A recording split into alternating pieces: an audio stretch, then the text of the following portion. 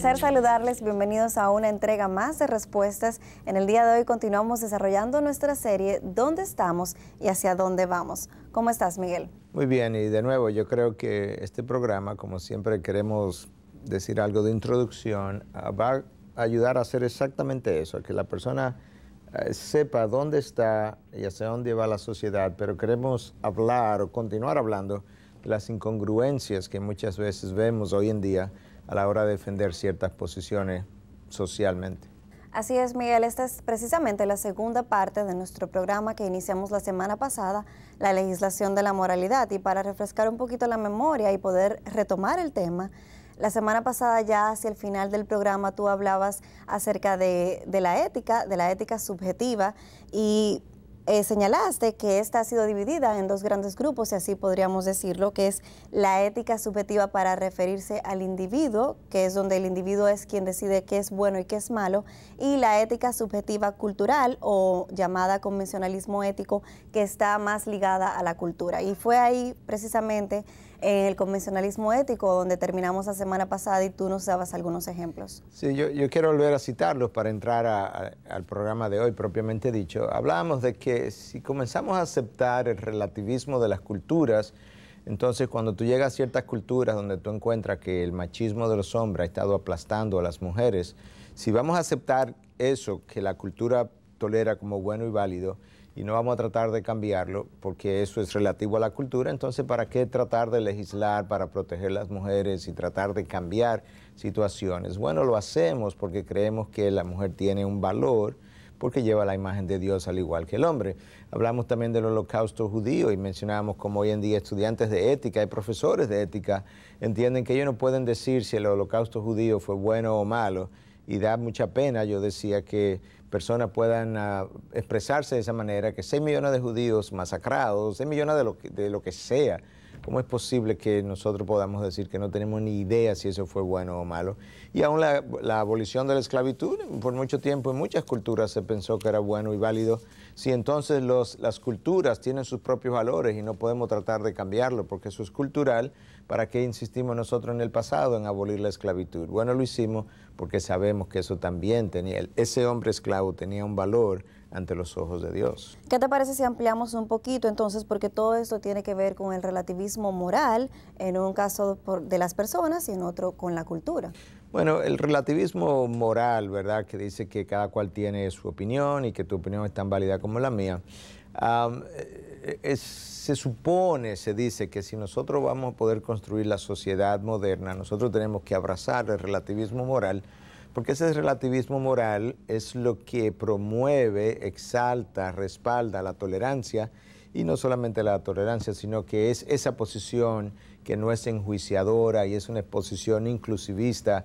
Y yo quiero decir otra vez que no, que el relativismo moral es inclusivista, es enjuiciador y no es tolerante. Y yo quiero que tratemos de entender eso a lo largo de todo el programa. ¿Cómo es que siendo relativista, tú dices que esta posición es enjuiciadora y es no tolerante? Debería ser lo contrario. Si uno es relativista, debería ser totalmente tolerante.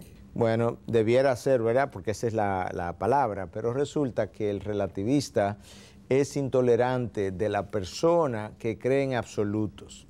Yo no sé si te ha tocado estar en alguna ocasión debatiendo, discutiendo con alguien que es, siendo tú un absolutista moral, creyendo en valores absolutos y el otro un relativista, la otra persona ni te quiere oír muchas veces. Entonces él que dice que tiene la mente abierta, que es tolerante, debieras decirte o ser capaz de decir, bueno, déjame escucharte y sabes que yo creo que tú tienes una buena posición, yo no estoy de acuerdo contigo, quizás es una buena idea, pero eso no es lo que tú oyes. Usualmente es que él es tolerante de todas las ideas que están de acuerdo con él. Pero la idea del absolutismo moral él la rechaza de plano, de manera que él no es tolerante, como dice la definición. Y con relación al inclusivismo, ¿es inclusivista o excluye? Bueno, o excluye a la si ciertamente fuera inclusivista, debiera incluir dentro de sus opciones, como buenas y válidas, el absolutismo moral, pero él entiende que tú estás equivocado. El relativista piensa que el que cree en absolutos morales está equivocado, entonces lo rechaza, lo saca de lo que es su concepción mental y por tanto es exclusivista. Y cuando no quiere escucharlo, cuando no quiere darle cabida como una posibilidad, entonces está emitiendo un juicio, y si emite un juicio es enjuiciador, de manera que ni es tan tolerante, no es inclusivista en lo absoluto y tampoco es, y lo que tiende a hacer es enjuiciar. Así es, y no es una contradicción, ¿no ves tú una contradicción entre lo que es la tolerancia y los valores morales absolutos? Parecería que si crees en valores morales absolutos, entonces ya no puedes ser tolerante. Bueno, no, definitivamente que eso es una conclusión errónea de mucha gente, pero la realidad es que si hay un relativista que entiende que la tolerancia es un valor que todo el mundo debiera tener, él me acaba de dar un valor absoluto. Es un valor que todo el mundo debe tener y el que no lo tiene está mal de acuerdo con él. De manera que el principio de la tolerancia solamente tiene sentido si tú crees que existen valores absolutos. Entonces tú pudieras decir, la tolerancia es un valor que todo ser humano debiera poseer. En ese caso, tú lo estás haciendo, te está convirtiendo en absolutista. Bueno, esa es la realidad, pero nosotros creemos en valores, en el valor de la tolerancia, sin lugar a dudas, pero tenemos que entender lo que es la tolerancia y lo que no es, porque muchas veces pensamos que la tolerancia es el aplauso de todas las ideas. No, eso no es la tolerancia. La tolerancia es que yo entiendo, tú, Elaine, tienes el derecho de expresar en cualquier momento, en cualquier lugar, cualquier opinión que sea tu opinión y que yo debo entender que tú tienes ese derecho. De hecho, yo debiera abogar para que tú tengas ese derecho. Pero eso no quiere decir que yo tengo que estar de acuerdo contigo. Entonces, tolerancia de ideas es el derecho que tú tienes de expresarlo.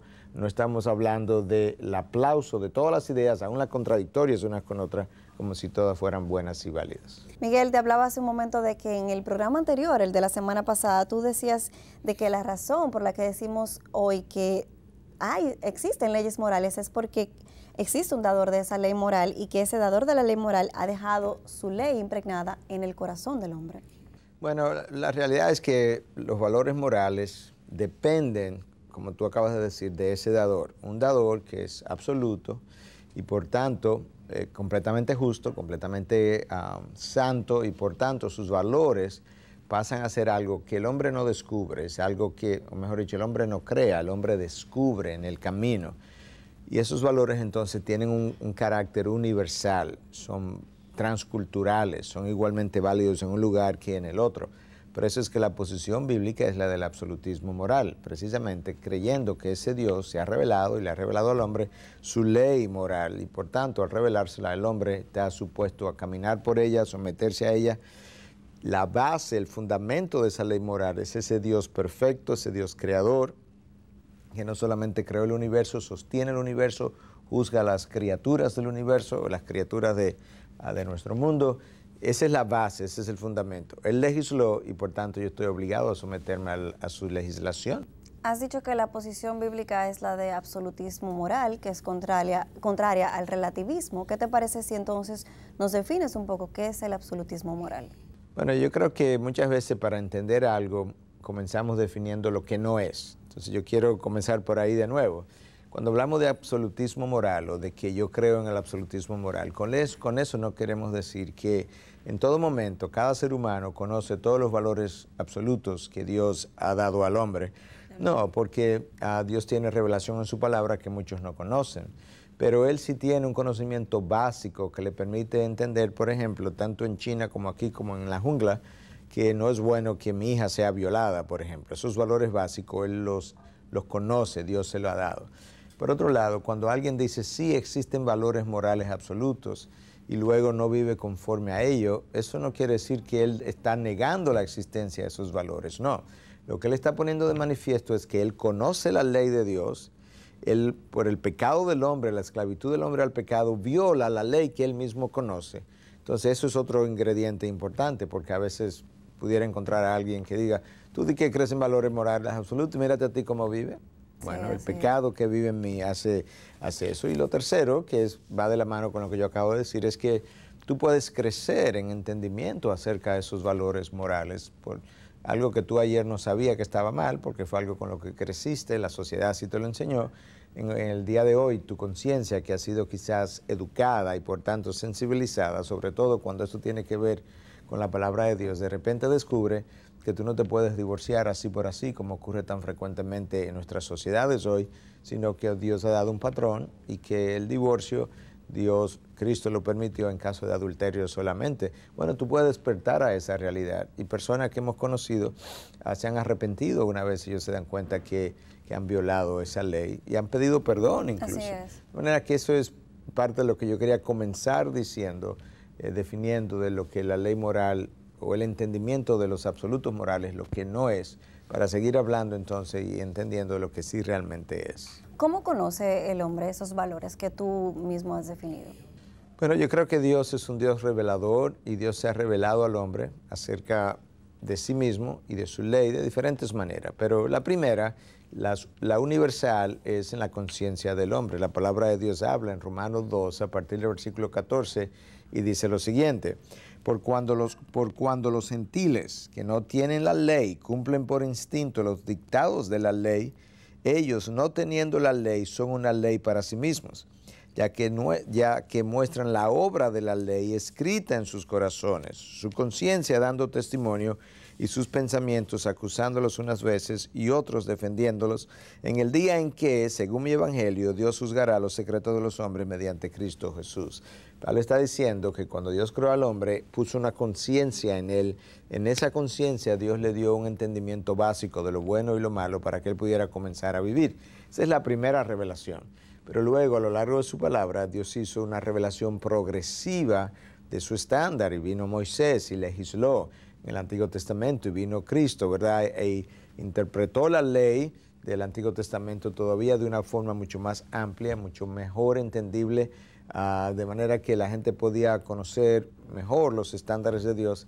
Y ahí tú tienes otra revelación de cómo Dios le da al hombre a conocer lo que es su ley, por la cual él debe vivir y bajo la cual él debe existir.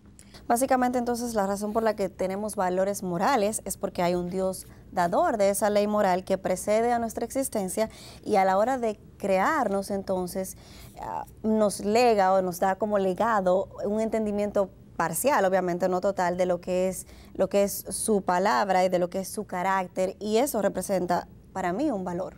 Así es, yo creo que cuando nosotros no entendemos la importancia de todas estas cosas que venimos hablando, nosotros terminamos definitivamente en la irracionalidad.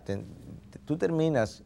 Es básicamente lo que nos quedaría si negamos ese absolutismo moral. Definitivamente. ¿Por qué? Porque tú llegas a una situación donde tú no puedes ni siquiera pasar una ley, porque no puedes legislar, es una cuestión de opiniones. Entonces, ahorita yo no puedo tener un debate contigo, no puedo tener una discusión inteligente contigo, ahorita yo no puedo tratar de persuadirte absolutamente de nada. Todo se convierte no solamente en un caos y cada cual haciendo lo que le parece bien a sus propios ojos, es que la vida misma pierde todo incentivo, porque jamás vamos a tener nosotros una discusión inteligente. Bueno, tú lo dices, si eso es como tú lo piensas, está bien, y esto es lo que yo pienso, está bien.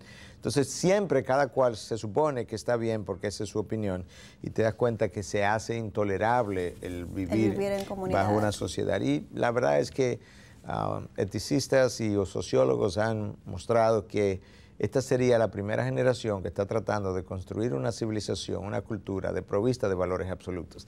Eso no quiere decir que Platón, Aristóteles, Sócrates en la Grecia de aquella época creían los valores que nosotros creemos. No. Pero ellos creían que había valores absolutos, y eso es lo que la gente no cree hoy. Miguel, te comentaba que estas ideas relativistas no solamente tú las encuentras en la calle, sino también en las mentes más ilustres y destacadas. Definitivamente, yo creo que muchas veces hemos tenido, como dije creo en el programa anterior, más que temer de nuestros profesores que de los estudiantes. Peter Singer es probablemente uno de los filósofos más destacados hoy en día en la Universidad de Princeton. Peter Berger afirma que un niño recién nacido probablemente pudiera tener hasta menos valor que una vaca o un puerco. Y te dice en un escrito que él hizo en el año 1983, o sea que ya hace bastante de eso, en la revista de pediatría escribe que niños retrasados mentales, nosotros debiéramos ser capaces de quitarle la vida hasta los 3 años porque son agentes improductivos. La razón por la que él está haciendo eso es porque cuando tú crees que el hombre simplemente es el resultado de la evolución de la materia, pues la materia que no te sirve tú la eliminas, y eso es como él lo está viendo. Pero llegará el día en que él tendrá que enfrentarse frente a Dios y rendir cuenta de todo lo que enseñó, de toda la gente que él desvió, precisamente porque la razón por la que el ser humano tiene valor es porque lleva la imagen del Dios que le creó. Entonces nosotros queremos ahora enseñar a los estudiantes la teoría de la evolución, donde se habla de que el hombre es simplemente producto de la evolución de la materia, y esa misma gente que quiere que eso se enseñe, quiere ir a las Naciones Unidas a defender los derechos humanos. ¿De qué derechos humanos vamos a hablar si el hombre es materia evolucionada? Teníamos que hablar de derechos materiales, no derechos humanos. Y te das cuenta con la incongruencia que la gente vive. Hablando de las Naciones Unidas, hay muchas instituciones que se dedican a eso, a proteger los derechos de las personas, los derechos humanos. ¿Cómo hacemos esto si no reconocemos absolutos? No, yo creo que si tú no reconoces valores absolutos, todas las instituciones de defensa del individuo debieran desaparecer porque estamos hablando simplemente de opiniones. Entonces, ¿para qué vamos a hacer una organización que defienda el derecho de la mujer? Cuando muchos hombres tienen la opinión, son de la opinión, que ellos pueden y deben tratar a las mujeres de esa manera. Entonces, si lo que reina es el relativismo, pues dejémoslo tranquilo. ¿Para qué vamos a hacer una organización en defensa del consumidor? Porque el vendedor puede hacer lo que él quiera, es su opinión. Él piensa que si él vende como él venda, o si yo te robo en la venta, para él piensa que eso está bien, entonces debiéramos dejarlo tranquilo. No, la razón por la que nosotros intervenimos y se legisla es porque entendemos que el robo es malo. Bueno, ¿cómo tú sabes que el robo es malo? ¿Tú entiendes que el robo es malo siempre, no importa quién lo haga? Pues eso es un valor absoluto. Debiéramos, cuando se hacían las torturas, debimos haberla dejado tranquila, porque bueno, los torturadores pensaban que no había nada de malo con eso. Y te das cuenta que tú conviertes la sociedad en un caos en el que tú no puedes vivir, y tú no puedes vivir consistentemente con tu propia vida. Y se vuelve todo un círculo vicioso. Claro. Recapitulando, Miguel, ¿por qué no vuelves a mencionar cuáles son las bases de ese absolutismo moral del que venimos hablando? Bueno, en primer lugar hablamos de que para hablar de un absolutismo moral necesitamos un Dios de esa ley moral. Ese Dios entonces da su ley, ahí está la base. Hay la existencia de un Dios y hay un dador de esa ley. Esa ley fue dada al hombre, el hombre la conoce en su conciencia, la conoce en la revelación de la palabra de Dios. Y el hombre, por la razón que Dios le dio, es capaz de entender esa ley que Dios le ha dado. Muchas veces pensamos que la ley de Dios es difícil, sin embargo, difícil de cumplir, de llevar. Bueno, yo no la puedo llevar perfectamente, solamente Cristo lo hizo, pero al mismo tiempo Dios dice que sus mandamientos no son gravosos. En otras palabras, lo que hace a sus mandamientos gravosos es el corazón pecaminoso que está en mí. Pero en la medida en que yo me santifico, esos pensamientos pasan a ser, o esas leyes, disposiciones, pasan a tener otro sabor. De hecho, el salmista te dice que dulce es tu palabra, dulces son tus preceptos, yo me deleito en tus estatutos. Obviamente para ese individuo que está hablando de esa manera, la ley de Dios no es gravosa, de manera que la existencia de un Dios justo hace que yo tenga que actuar con justicia, porque no me va a pedir cuenta. A Dios le da al gobierno el derecho y el privilegio y la responsabilidad de gobernar los países, pero Dios le va a pedir cuenta a cada gobernante de la manera como hicieron lo que hicieron. ¿Por qué? Porque Él es el creador también de las instituciones, pero esas instituciones tienen principios bajo los cuales ellos deben trabajar, regularse, y cuando no lo hacen, llegará el día del juicio y Dios le hará rendir cuentas. Muchos dicen que ese Dios perfecto ha revelado sus principios a todas las religiones y que por lo tanto todas las religiones conducen al mismo Dios. ¿Qué piensas de esto? Bueno, yo creo que, déjame comenzar con esto. Hay algo que es conocido como la regla de oro, que básicamente tiene que ver con no hagas al otro lo que tú no quieres que te hagan a ti. Esa ley, conocida como regla de oro, dicha en diferentes maneras, aparece prácticamente en todas las demás religiones. Basado en eso, la gente dice que todas las religiones llegan al mismo lugar. No, eso es un pensamiento completamente errado. Lo que esa ley revela, ese principio que ciertamente está en diferentes religiones, es el principio de Romanos 2. Hay cosas básicas que Dios reveló a la conciencia del hombre y que todo el mundo sabe. Eso de tratar al otro bien, como tú quieres que te traten a ti, eso es un valor que el hombre en su conciencia lo tiene, Dios se lo puso, y tú encuentras esa expresión en las diferentes religiones y hasta filosofías de la vida. Eso no dice que esa religión lleva al mismo Dios, porque ninguna religión postula un Dios similar al otro, literalmente, y se rechazan unas a otras, de manera que, como hemos dicho en otras ocasiones, tú tienes un budismo que nace como rechazo al hinduismo, por darte una idea. El Islam rechaza el hinduismo, rechaza el budismo, el Islam rechaza el cristianismo. Entonces no es verdad que cada religión lleva al mismo Dios, porque ni ese Dios, ni la definición de pecado, ni lo que es el infierno, coinciden en ninguna de esas religiones. Miguel, te comentaba te preguntaba más bien, ¿cuál es el propósito de los principios morales dentro de las leyes?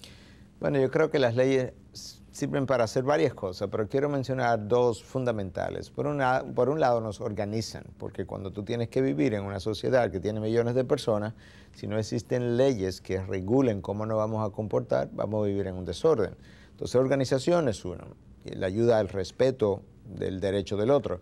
En segundo lugar, las leyes tienen un propósito pedagógico, de hecho, un propósito de enseñanza. Cuando un niño comienza a ver tempranamente, cuando va en la carretera, que hay un límite de velocidad, él está aprendiendo también, eventualmente, que esos límites de velocidades se observan, se mantienen, se legislan, porque hay una protección a la vida, que es lo que tú puedes perder si no mantienes el límite de velocidad. De manera que una simple ley limitando la velocidad de un carro en una curva, en una carretera, tiene un efecto pedagógico en el niño, porque indirectamente le estamos enseñando que la vida tiene un valor, que hay que protegerla, y una de las maneras como lo hacemos es legislando. Si tú tomas, por ejemplo, la historia de América Latina, que ha sido un continente cuyas sociedades no se han organizado tan bien como las sociedades europeas o las sociedades de Norteamérica, tú te das cuenta que la falta de organización en Latinoamérica se debe precisamente a leyes que no se llevan a cabo, que no se cumplen. A veces falta de la ley, y a veces la ley que no se cumple, pero tampoco hay consecuencias que imponer para aquellos que la violan. Esa no es la realidad de aquellas sociedades y funcionan mucho mejor, son más eficientes, son más prácticas, de manera que orden, la habilidad de convivir unos con otros y pedagogía son dos cosas fundamentales que las leyes morales pueden hacer con la población en general. No van a convertir al individuo en cristiano. Claro que no. Ese no es el propósito de la ley civil. Sin embargo, Miguel, la semana pasada, en nuestro primer programa sobre la legislación de la moralidad, hablábamos de que muchos opinan que no es posible legislar moralidad. Y recuerdo que esta era la primera pregunta. ¿Es posible legislar moralidad? Me gustaría que ampliaras un poco esta idea, porque tal vez muchas personas no pudieron ver el programa anterior. Bueno, mira, es interesante, porque aquellos que dicen que tú no puedes legislar moralidad, en primer lugar, necesitan entender algo que dijimos en el programa anterior. Toda ley tiene un componente moral, incluyendo el límite de velocidad, tiene un componente moral, porque la razón de limitar el placer de manejar a altas velocidades es porque estamos valorando más la vida que la velocidad y el placer de la velocidad. Entonces hablamos de eso, pero hay algo interesante. Vamos a hablar de algo puntual. Cuando aquellos que se oponen a que se prohíba el aborto, o aquellos que se oponen a que se prohíban los matrimonios entre personas del mismo sexo, esos son los que dicen que tú no puedes legislar moralidad. Pero la queja viene cuando la ley que se quiere pasar es contrario a sus deseos, porque si yo paso una ley ahora que apruebe el aborto, esa ley tiene un valor moral, ahí ese grupo no se queja. Cuando la ley permite los matrimonios del mismo sexo, esa ley tiene un valor moral, ese grupo no se queja. La queja viene solamente cuando a mí no me gusta la ley que se va a pasar. Y te das cuenta que nosotros tenemos que ser mucho más objetivos que eso para poder hablar si podemos o no legislar moralidad. Pero la moralidad, lo quiera yo o no, está detrás de cada ley que se pase, no importa cuál sea la ley. Así es. ¿Qué te parece si ahora pasamos a nuestro segmento de respuestas literarias y vemos qué recomendación nos tienes para el día de hoy? Adelante.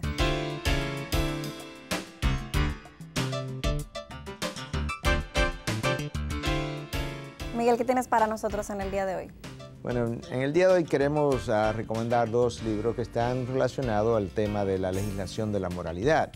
El primero es de un autor apologista muy conocido, Ravi Zachariah. Él escribió un libro pequeño conocido como The End of Reason o El fin de la razón en español, y entiendo que está traducido al español.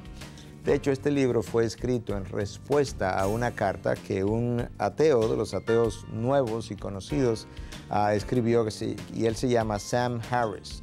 Él escribió una carta a la nación norteamericana que se llamó Carta a una nación cristiana. Inmediatamente hizo que Ravi Zachariah tuviera que responder a esa carta. Y aquí lo que él nos va a hablar es precisamente de este nuevo ateísmo de hoy en día. Y uno de esos nuevos ateos es Richard Dawkins, que está en Inglaterra, creo que en Cambridge o Oxford de hecho, donde está, y tiene un ataque constante, continuo en contra de lo que es la fe cristiana.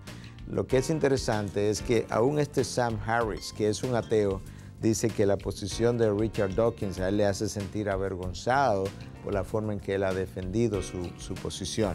De manera que esto es una respuesta interesante, y lo que Ravi está tratando de enseñar, que solamente cuando nosotros perdemos la razón podemos llegar a la conclusión de que no existe un Dios, de que no existe ningún patrón de diseño, de que no hay un diseño organizado, no hay un arquitecto detrás del diseño. Yo les recomiendo este libro, que es corto y fácil de leer.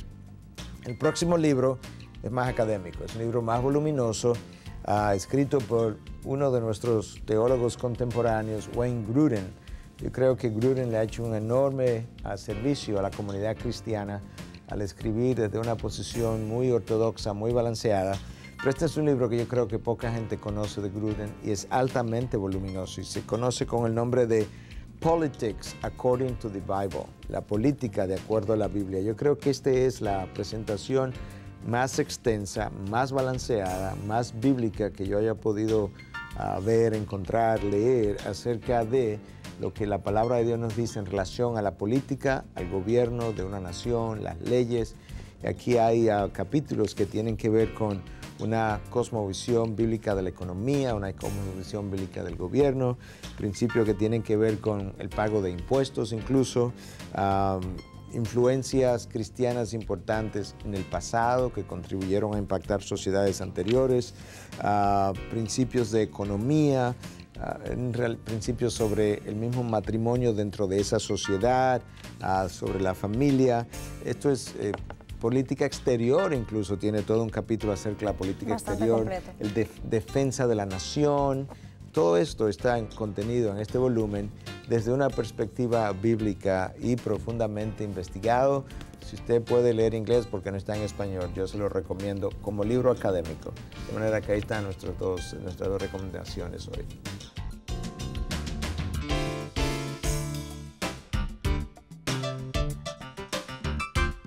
Miguel, si no existieran esas leyes morales que la gente quiere negar hoy en día, entonces la libertad de los individuos se convertiría más bien en libertinaje, ¿no crees? Claro, entonces ese libertinaje que se da a nivel de la sociedad le impide al resto de los ciudadanos poder vivir.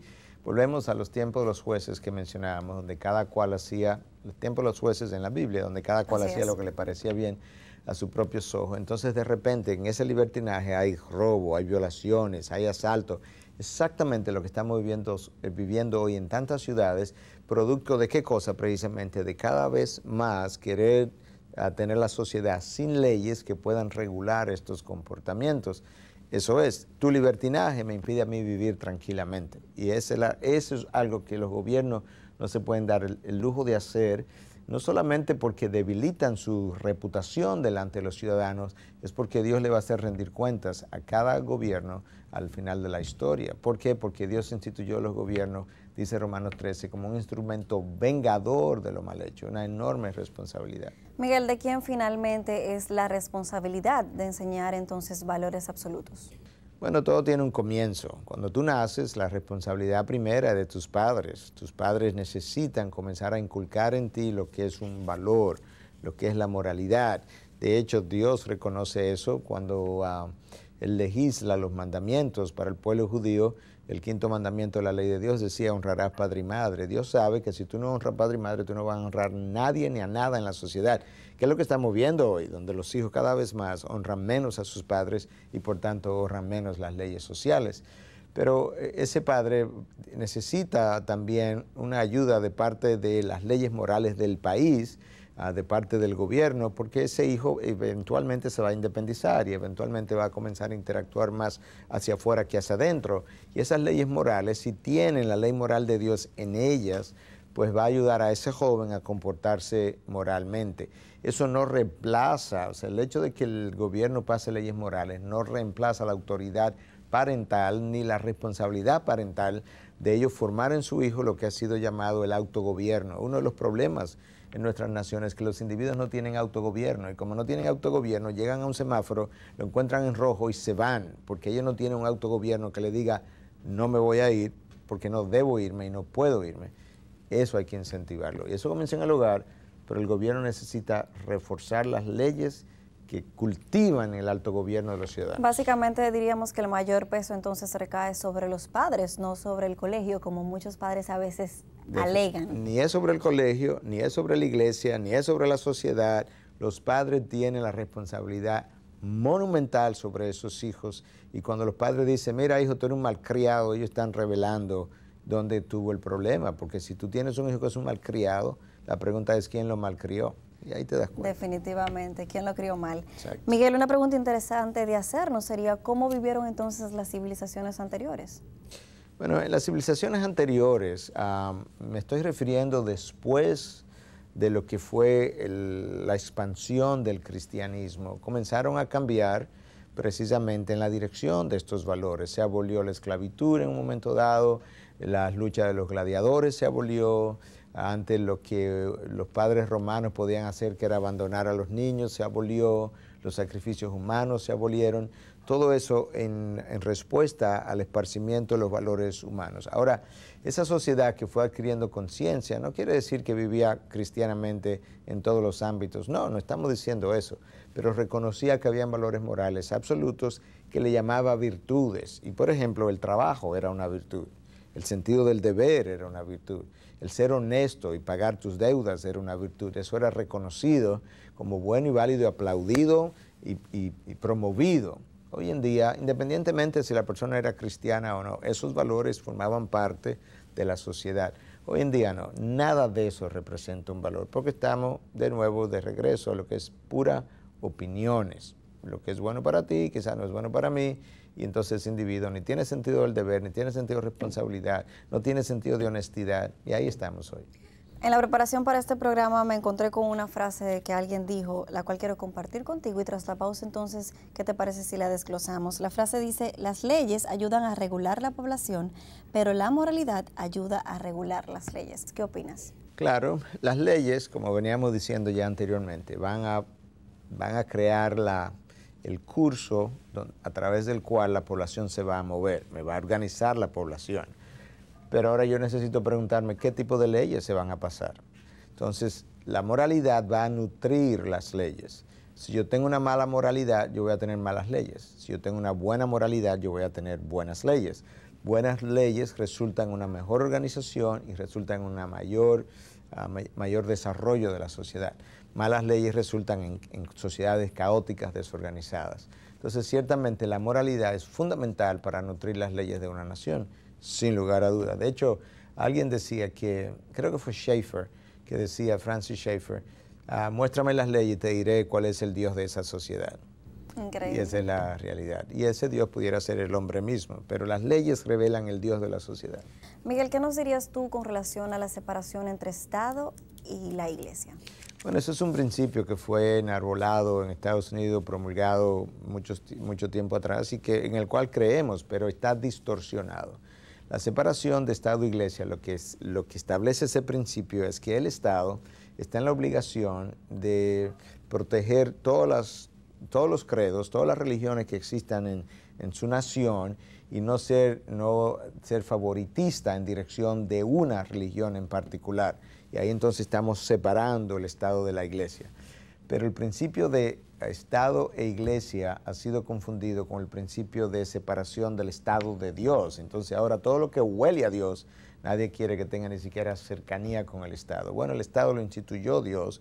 Romanos 13 lo dice claramente, que las autoridades que fueron ahí puestas por Dios. De manera que, sin lugar a duda, que el Estado necesita mantener una conexión con Dios. Lo que el Estado no debe hacer es favorecer una religión sobre otra, precisamente para evitar el favoritismo, porque Él no ha sido puesto por Dios para favorecer a un grupo, sino para legislar de una manera equitativa, bajo los principios, normas morales que ese mismo Dios le ha dado al hombre para vivir. Definitivamente este tema de la legislación de la moralidad que hemos cubierto en el día de hoy y la semana pasada también es uno que probablemente ha generado muchas preguntas en nuestra audiencia. ¿Qué te parece si pasamos entonces al segmento de preguntas para ver cuáles son las interrogantes del día de hoy? Adelante.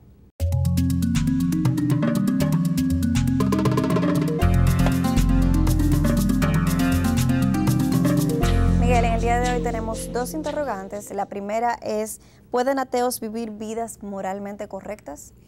Bueno, hasta un punto el hombre puede hacer eso, porque ciertamente Dios ha escrito en la conciencia del hombre, como hemos hablado, la ley moral de Dios. No en su totalidad, pero le ha revelado esa ley. Y en segundo lugar, Dios ha puesto en el hombre lo que es la imagen de Dios en él. Y por tanto, ha habido ateos que han vivido dentro de una cierta moralidad que a la vista nuestra eso es como luce. Pero yo creo que quizás una buena ilustración que pudiera ayudar es esta. Nosotros ahora mismo estamos grabando un estudio de televisión y tenemos luces intensas sobre nosotros. Si yo pongo al lado de esa luz que está sobre nosotros un bombillo de 25 bujías, obviamente ese bombillo prácticamente no se ve y esta luz que nos está iluminando a nosotros, súper brillante, la opaca y se ve extraordinariamente mucho mejor que esta luz pálida. Tú tomas esas dos luces ahora y la llevas a la superficie del sol y desaparecen prácticamente su luminosidad. Entonces, cuando Dios examina al hombre, por moral que él parezca, Dios encuentra enormes fallos con ese hombre, no solamente con el moralista ateo, sino con el mismo cristiano, porque la palabra de Dios dice que mis mejores obras son como trapos de inmundicia, de manera que te das cuenta que es otro nivel de examinación y de justicia. Mi salvación como cristiano no es porque yo vivo en santidad, aunque necesito vivir en santidad como evidencia de mi transformación por el Espíritu de Dios, pero mi salvación se da porque Cristo ha pagado por mis pecados y por gracia me ha otorgado el derecho de poder entrar a su reino. La segunda pregunta dice, ¿cree usted que un entendimiento de las leyes morales de Dios, la aceptación de estas, el reconocer que hay un Dios creador detrás de ellas, llevará indefectiblemente a una persona al arrepentimiento? No, claro que no, porque dijimos que las leyes morales sirven para, ¿qué cosa? Organizar la sociedad. Estamos hablando no de la ley que Dios le ha dado al hombre para revelada en la palabra, sino la ley moral, la ley natural que Dios ha revelado al hombre, que nos sirve para nutrir nuestras leyes sociales. Entonces, ¿qué dijimos? Que esas leyes tienen dos principios, no es convertir al hombre, una es organizar esa sociedad y que el gobierno entonces, que es ministro de Dios, de acuerdo a Romanos 13, pueda tener un instrumento de trabajo mucho mejor para la organización de esa sociedad. Y en segundo lugar dijimos que esas leyes sirven de manera pedagógica, le enseñan al ciudadano valores que son morales, que son absolutos sobre el principio de la vida, la protección de la mujer, la protección del niño. Ese es el propósito de esa ley. De hecho, el profeta Jeremías le dice al pueblo que se va al exilio a Babilonia que orara por el bienestar de la ciudad, porque en su bienestar, en el bienestar de la ciudad, está tu bienestar. En otras palabras, yo no puedo vivir bien en una sociedad caótica, desorganizada, violenta, como la tenemos hoy. Y ese es el resultado o de falta de leyes o falta de aplicación de las leyes. Te das cuenta ahora cómo es que las leyes funcionan.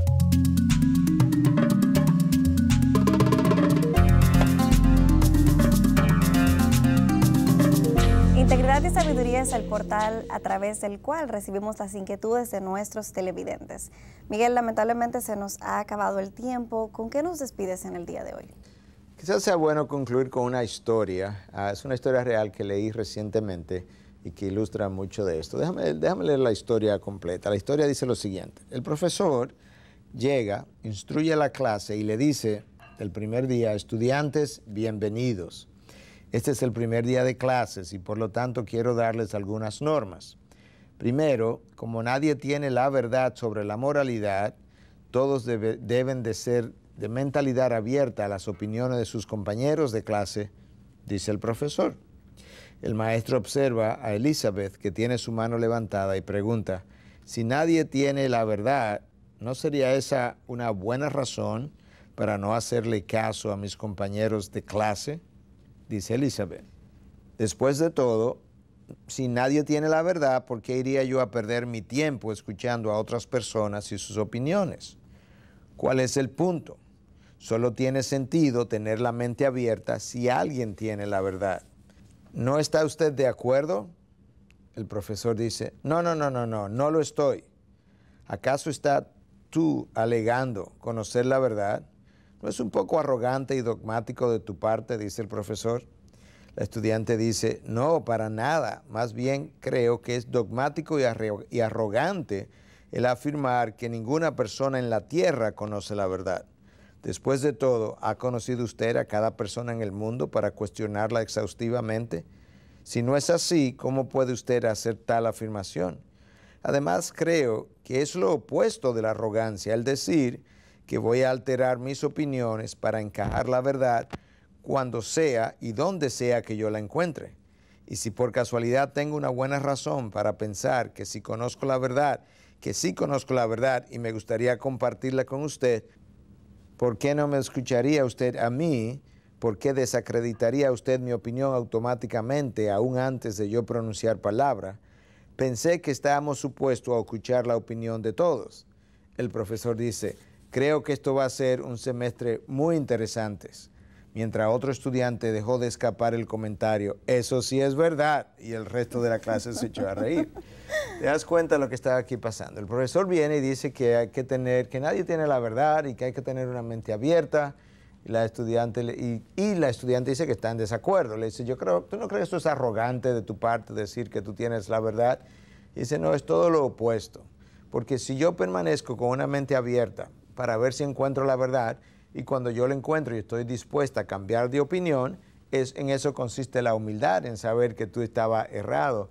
Lo arrogante es su posición, que sin haber conocido y preguntado a todo el mundo en el globo terráqueo acerca de la verdad, usted asume que nadie la tiene e incluso no quiere escuchar a aquellos que dicen tenerla. Y ahí te das cuenta con las grandes contradicciones que nosotros vivimos. Miguel, muchísimas gracias por este programa, el cual tuvimos que hacer 2 partes porque fue mucho material, pero la verdad muy interesante. Bueno, yo creo que ha valido la pena discutir esto porque en el seno de la sociedad hay tantas confusiones y aún en el seno de nuestros estadistas y legisladores, cuando se piensa que la moralidad no puede ser legislada. Ojalá este programa haya contribuido a formar un poco más la conciencia de la nación, por lo menos en aquellos que han escuchado, y que usted pueda pasar estas ideas a otros, porque eso queremos hacer. Quisiéramos contribuir a formar la conciencia de la nación de hoy en día. Definitivamente. A ustedes, amigos televidentes, la invitación, como siempre, para que visiten nuestra página en internet, la dirección integridadysabiduría.org. Muchísimas gracias por haber estado con nosotros y será hasta la próxima.